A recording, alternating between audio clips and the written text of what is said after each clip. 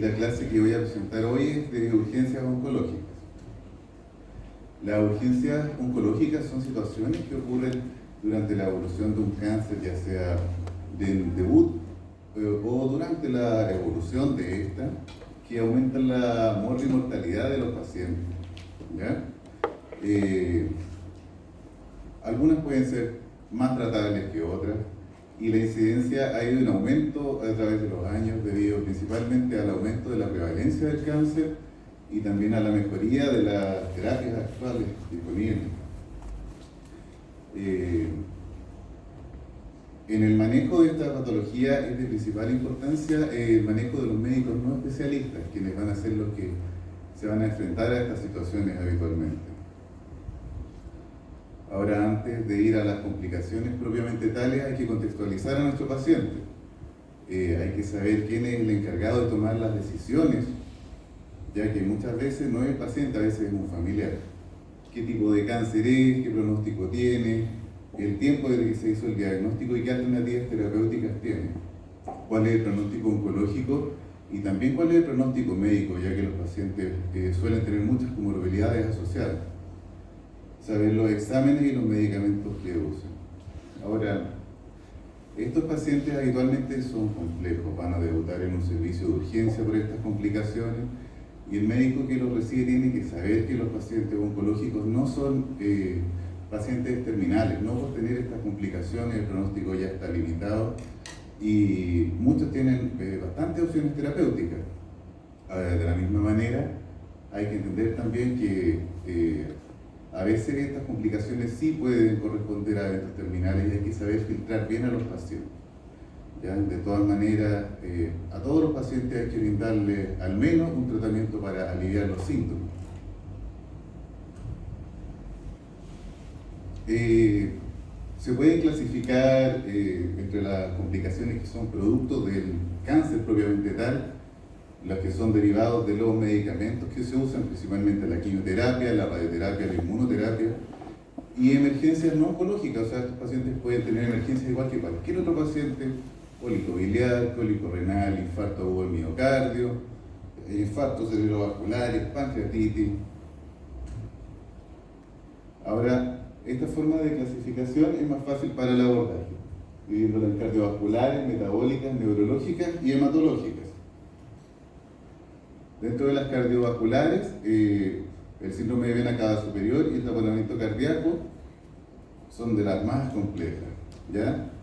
Básicamente se produce una compresión de la vena cava superior, cuyas paredes son bastante delgadas y compresibles, a diferencia de los vasos arteriales. Y la clínica principalmente se da por aumento de la presión venosa en el hemicuerpo superior, o sea, extremidades superiores, cuello, cabeza. Y además puede tener una repercusión a nivel cardíaco con disminución de la precarga. Y esto posteriormente va a afectar también la poscarga, o sea, el gasto cardíaco. Se puede producir por compresión extrínseca, o sea, un tumor o una masa que comprime por fuera a la vena cava, o por invasión interna del tumor, ¿ya? O por trombosis también. Dentro de las causas neoplásicas, la más frecuente por lejos es el cáncer pulmonar.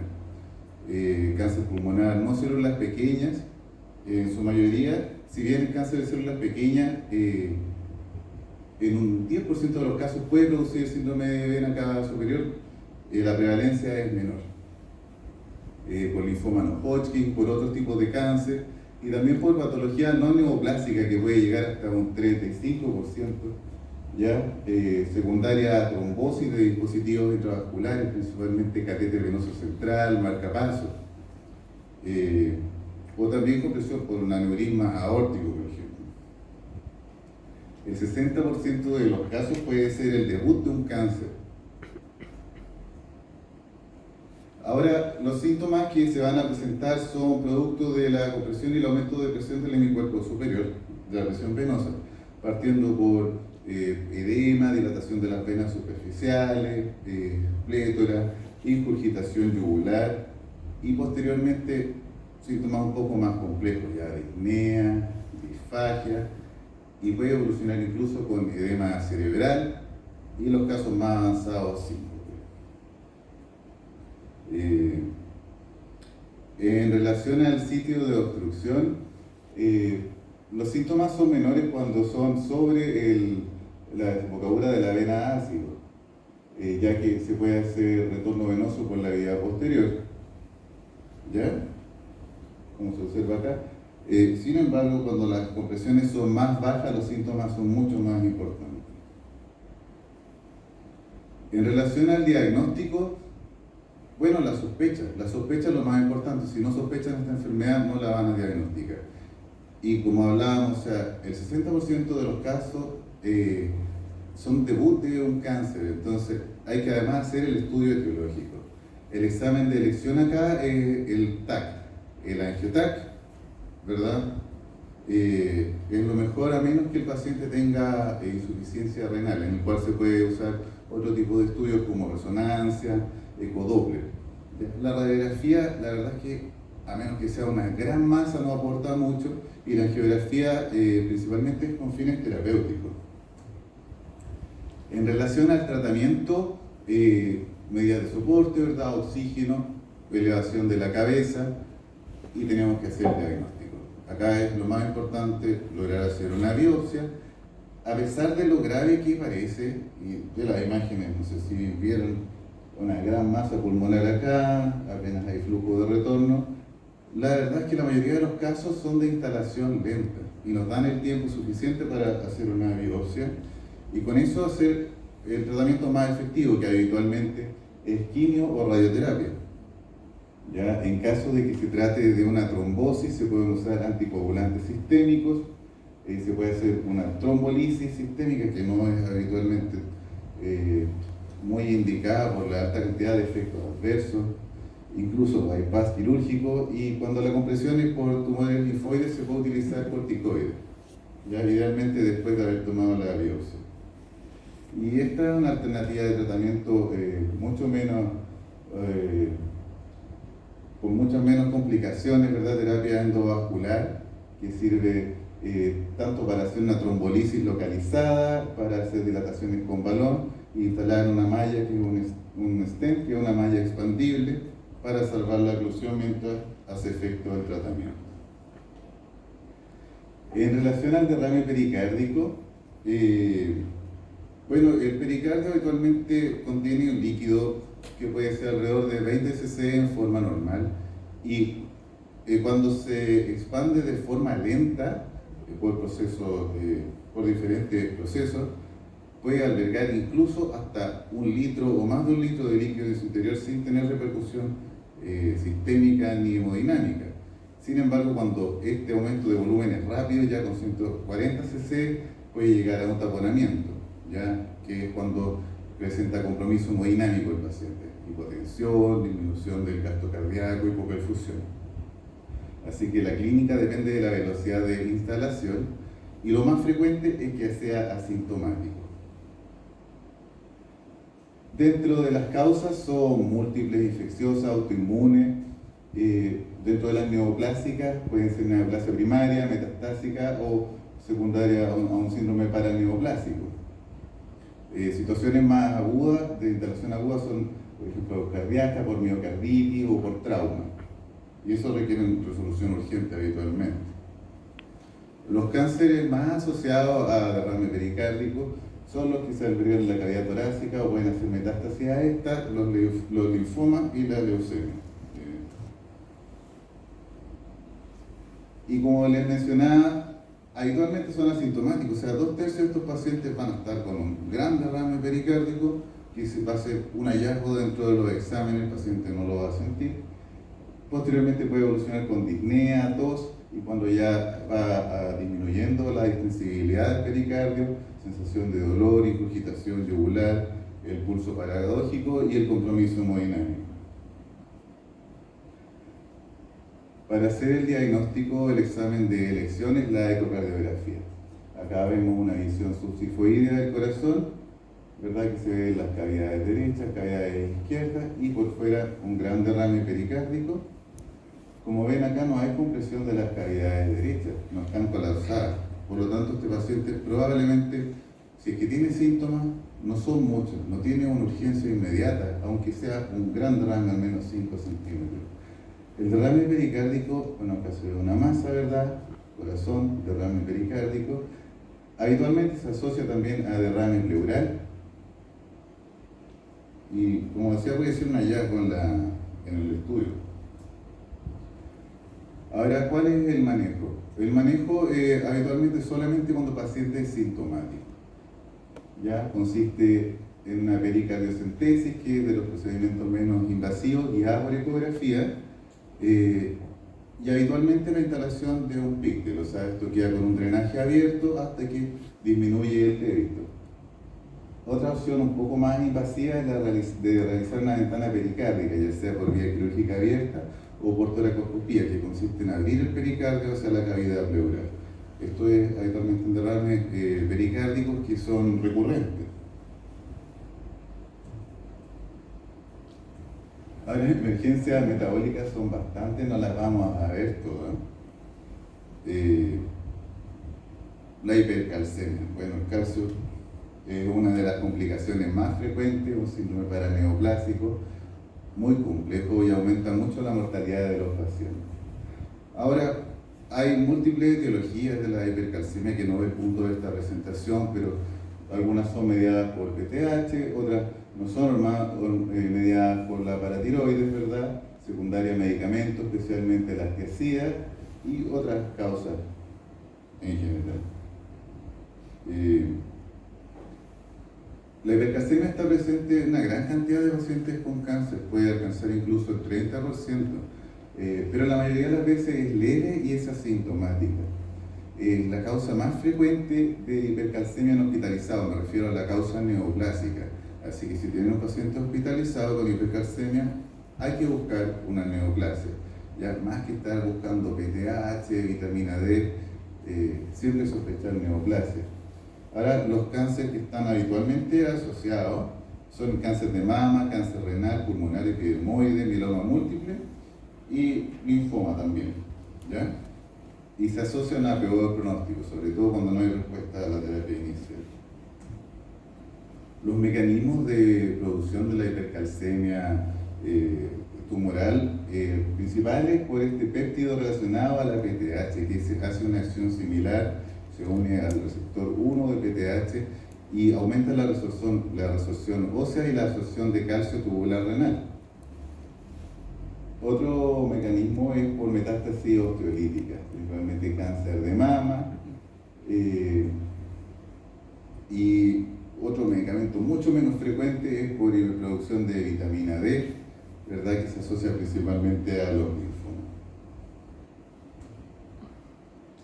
Acá una tabla para mostrar un poco que la hipercalcemia mediada por PTH tiene la PTH elevada, ¿verdad? Que nos permite hacer un poco el diagnóstico diferencial en pacientes ambulatorios con hipercalcemia, en cambio en todas las otras causas está disminuida.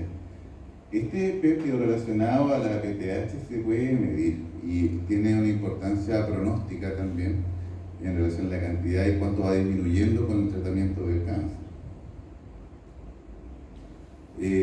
Habitualmente, como les decía, es asintomática, con valores bajo 12, o cuando incluso con valores más altos, pero el ascenso es lento. Y los síntomas son bastante inespecíficos, o sea, letargia, confusión, anorexia, constipación. Es difícil sospecharla solamente por la clínica. La mayoría de las veces va a ser el laboratorio que nos va a dar el diagnóstico. Y en estado más avanzado, poliuria con hipovolemia, falla renal y compromiso del estado mental. En el electrocardiograma también se pueden haber alteraciones como cortamiento del QT inicialmente y PR prolongado. El diagnóstico se hace con un calcio sérico sobre 10,5, que es el valor normal, y se divide en leve, moderada y severa ya sobre 14 miligramos por decilitro. Y es importante medir el calcio corregido, ya que se altera con los valores de albúmina, porque el calcio iónico circula unido a albúmina. Otra alternativa que nosotros tenemos en el hospital es medir directamente el calcio iónico, que es mucho más efectivo en la unidad de paciente crítico. Ahora, sobre el manejo de la hipercalcemia, puede parecer obvio, pero disminuir el calcio que le estamos dando al paciente. El paciente está tomando cualquier suplemento de calcio, de vitamina D, habría que disminuirlo. Si está usando tiazida, hidroclorotiazida, suspenderla, eso es lo primero. Hay que tratarla basada en los mecanismos etiológicos que lo estén provocando y tratar la causa, o sea, si cáncer hay que tratar el cáncer, es lo más importante. Uno de los pilares, ¿verdad?, la terapia endovenosa de fluidos, se pueden usar diuréticos de asa, usar bifosfonatos, calcitonina que no está disponible, denosumab, un anticuerpo monoclonal también que nos puede ayudar, los glucocorticoides en caso de linfoma, cuando hay aumento de la producción de vitamina D para disminuir la absorción intestinal de vitamina D. La hidratación habitualmente es bastante enérgica y esto puede ser un problema en pacientes con insuficiencia cardíaca o con sobrecarga de volumen. Pero la idea es lo que sea necesario para mantener una diuresis de 1,5 ml kilo hora. Se puede ayudar con diuréticos de asa como furosemida. La calcitonina no la tenemos disponible, pero tiene un efecto bastante rápido y se puede usar de forma concomitante con la administración de fluidos, con efecto máximo a las 24-48 horas y luego produce taquifilaxia. Ya, es decir, se saturan los receptores y deja de tener el efecto deseado. Los bifosfonatos son bastante útiles, parte de los pilares de tratamiento, el pamidronato, el ácido salendrónico, pero el efecto es un poco más tardío, ya a las 48 horas, hasta los 5 días el efecto máximo, así que hay que apoyar con otras medidas antes. Denosumab, anticuerpo monoclonal, que es una alternativa muy útil. En pacientes seleccionados se puede llegar incluso a la hemodiálisis. ¿Ya? Esto hay que definirlo muchas veces, la hipercalcemia pasa a ser un evento terminal de los pacientes. No todos los pacientes que con hipercalcemia van a ir a hemodiálisis y se intenta evitarla dentro de lo posible por todas las complicaciones asociadas. Como les mencionaba, el uso de corticoides en estas dosis para disminuir la absorción intestinal. Denosumab igual es una buena alternativa en pacientes que tienen falla renal. Este es un esquema que muestra la acción del osteoblasto, ¿verdad? Con el ligando RAN, que va a activar la osteoclastogénesis, ¿verdad?, para activar los osteoclastos y que se produzca la resorción ósea. Esta proteína OPG, ¿verdad?, que naturalmente bloquea el RAN ligando, y a este nivel es donde va a actuar el denosumab. Va a actuar similar a esta proteína, inhibiendo la activación de la osteoclastogénesis, ¿verdad?, y con eso inhibe la resorción ósea. En relación al síndrome de lisis tumoral, frecuentemente se da en pacientes con tumores hematológicos, grandes tumores y asociados a una muerte tumoral masiva, principalmente secundario a los tratamientos de quimioterapia, que cada vez son más efectivos, y la inmunoterapia también. Dentro de la neoplasia hematológica, linfoma de Burkitt, leucemia linfática aguda, y también puede ser por algunos tumores sólidos, como cáncer de mama, carcinoma de células pequeñas, carcinoma de células germinales o grandes sarcomas, ya habitualmente de masa Burkitt, más de 10 centímetros. Y las características son aparición de hiperuricemia, hiperfosfemia e hipercalemia. Secundariamente a esto puede haber una hipocalcemia por precipitación del calcio, por la hiperfosfemia, falla renal por depósito de estos cristales en el riñón y elevación de la LDH. Las manifestaciones son también inespecíficas. Nuevamente, la sospecha clínica es lo más importante. Tenemos pacientes con factores de riesgo, hay que estar preparados y prevenir.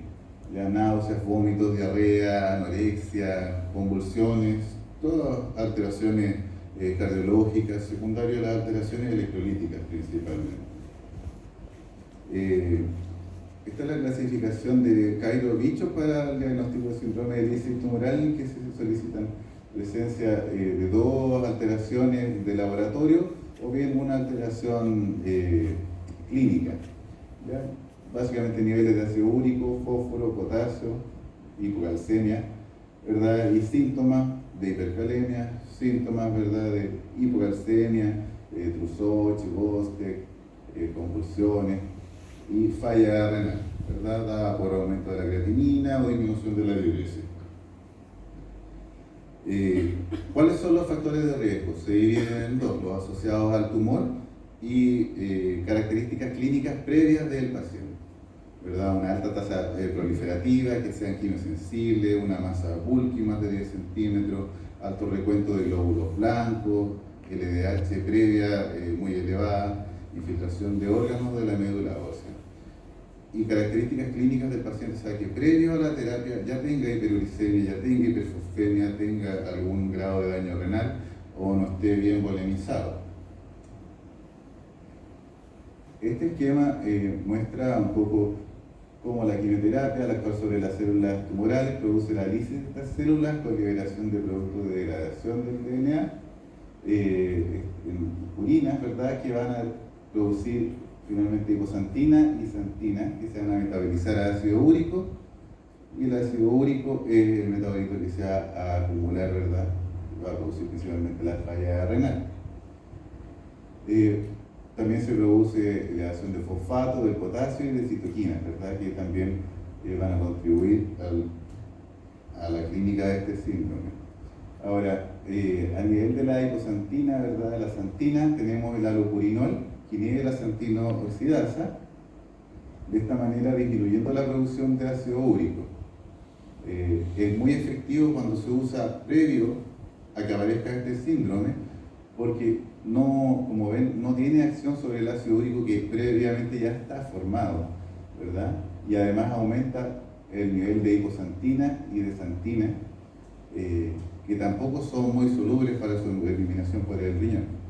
Como solución a esto existe el rasburicase, que es un análogo de la urato oxidasa, que sí puede reducir los niveles de ácido úrico a la allantoína, que es mucho más soluble. En relación a la hiperfosfemia, es frecuente porque las células tumorales tienen una cantidad de fósforo mucho mayor. Puede provocar hipocalcemia por precipitación de los cristales, y es importante analizar esto, que es la relación calcio-fósforo, la multiplicación de los niveles de calcio por fósforo. Cuando es sobre 60 o sobre 70, aumenta mucho las complicaciones debido a la precipitación de los cristales en los túbulos renales o en el corazón, provocando alteraciones renales, como ven en las imágenes, o arritmias también. Este es un algoritmo de manejo que en realidad, en términos generales, dicen medir los niveles de electrolitos, ¿verdad?, de potasio, fósforo, calcio, creatinina, ácido úrico y el gasto urinario. Si tiene dos valores de estos anormales, ya tiene un riesgo moderado a alto y debe hacerse una prevención, ¿verdad?, del síndrome de lisis tumoral, con volemización, rasburicase o alopurinol, más monitoreo probablemente en una unidad de paciente crítico. Si solamente tiene un valor anormal, tenemos que analizar la masa tumoral, si es alta o moderada, ¿verdad?, ver otros factores de riesgo, como que tenga nefropatía previa, deshidratación, acidosis, hipotensión o exposición a otros nefrotóxicos previos. Y según el riesgo, ¿verdad?, se cataloga como que requiere fluido endovenoso, alopurinol, o bien es un paciente de bajo riesgo y probablemente no lo va a requerir, o sea, un paciente con un tumor sólido, con baja carga, sin antecedentes propios. Así que, bueno, para concluir, la mejor forma de tratar el síndrome de lisis tumoral es prevenir. El síndrome de secreción inadecuada de H, básicamente es se puede ser producido por medicamentos o por tumores productores ectópicos de ADH. Puede ser carcinoma broncogénico, adenocarcinoma, pancreático, carcinoma de próstata, tumores primarios o metastásicos del sistema nervioso central. Habitualmente la ADH lo que hace es impide la pérdida de agua a nivel renal. El laboratorio habitualmente lo que muestra es una retención de agua que produce hiponatremia, hipomolaridad sérica y incapacidad para concentrar la orina, ¿verdad?, orina hipotónica. Hay que diferenciarla con la diabetes insípida, principalmente encefalopatía o nefropatía perdedora de sal. y la clínica inespecífica, asociada principalmente a la hiponatremia que se produce y a la cuantía de esta hiponatremia. Náuseas, cefalea, grados mayores, confusión, convulsiones y coma. Los pacientes habitualmente son normovolémicos y el manejo es el manejo del tumor, es lo más importante. Restricción hídrica, los pacientes van a querer tomar más agua. Se pueden utilizar diuréticos y en casos seleccionados uno podría pensar en utilizar soluciones hipertónicas cuando el sodio es bajo 120, 125 o con muchos síntomas. Ya una reposición que tiene que ser lenta para evitar la melinolisis continua, que se produce al reponer a más de 1.000 equivalentes kilohoras. Sobre las complicaciones hematológicas no voy a profundizar, ya que tuvieron una clase en profundidad en neutropenia febril, síndrome de hiperviscosidad lo vieron con las gamopatías monoclonales, y todo esto se ve en la parte de hematología.